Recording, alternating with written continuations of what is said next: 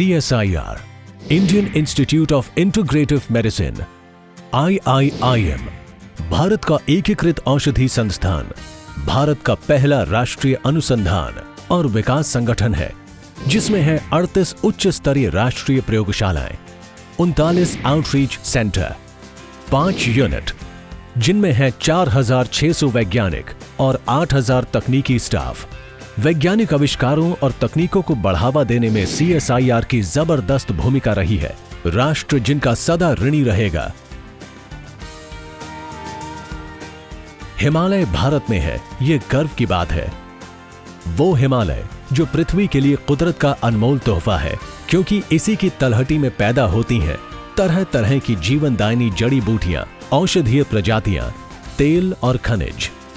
IIIM, Bharat का एकीकृत औषधीय संस्थान जम्मू, CSIR का मुख्य संस्थान है, जो मुख्य रूप से प्राकृतिक उत्पादों जैसे औषधीय पौधों और माइक्रोबियल प्रजातियों से बायोटेक्नोलॉजी की मदद से तकनीकों, औषधियों और उच्च स्तरीय उत्पादों का विकास करने के लिए औषधियों की खोज पर राष्ट्रीय और अंतर्राष्ट्रीय बाजारों के लिए अनुसंधान करता है। बॉस्वेलिया से anti inflammatory, anti arthritic drug पर आधारित प्लांट। बोस्वेलिया प्रजातियों की राल का इस्तेमाल धार्मिक और सांस्कृतिक समारोह के साथ साथ दवाइयों में भी न जाने कब से होता आ रहा है। ये आमतौर पर सामान्य से बड़े आकार के पेड़ होते हैं, जो भारत के शुष्क पहाड़ी इलाकों में पैदा होते हैं। इनका इस्तेमाल बड़े पैमाने पर डिटर्जेंट और कॉस्मेटिक बनाने वाले बड़े उद्योगों में होता है। पेड़ से निकलने वाला तेल दर्द कम करने में और घुटनों और जोड़ों के लिए रामबाण है। DHA के उत्पादन के लिए microbial fermentation process. डोकोसा hex ओनिक acid परंपरागत तौर से फिश ऑयल से निकाला जाता है, जो धीमे ब्लड क्लॉटिंग के लिए असरदार दवा है, इसलिए इसे एंटी प्लेटलेट दवा भी कहते हैं। ये ओमेगा 3 का भी एक बड़ा स्रोत है।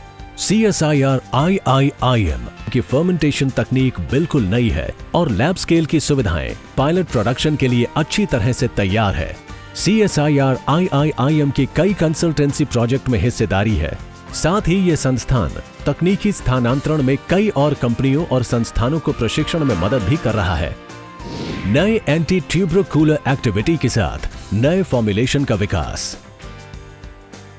रेजोराइन पहला ऐसा एंटी टीबी ड्रग है जिसका अनुसंधान और विकास भारत में हुआ है। रेजोराइन पर अग्रणी अनुसंधान CSIR IIIM जम्मू और कैडिला फार्मास्यूटिकल अहमदाबाद ने मिलकर किया है। कन्वेंशनल रिफैम्पिसिन की सीमा से बाहर निकलने के मकसद से इसका विकास किया गया है। 90% से ज्यादा टीबी के मरीजों को रेजोराइन से फायदा पहुंचा है और इसके साइड इफेक्ट भी कम है। साथ ही ये सुरक्षित है और सस्ती भी है।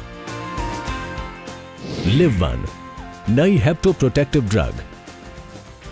वाइटेक्स नुगेंडोलिन से विकसित।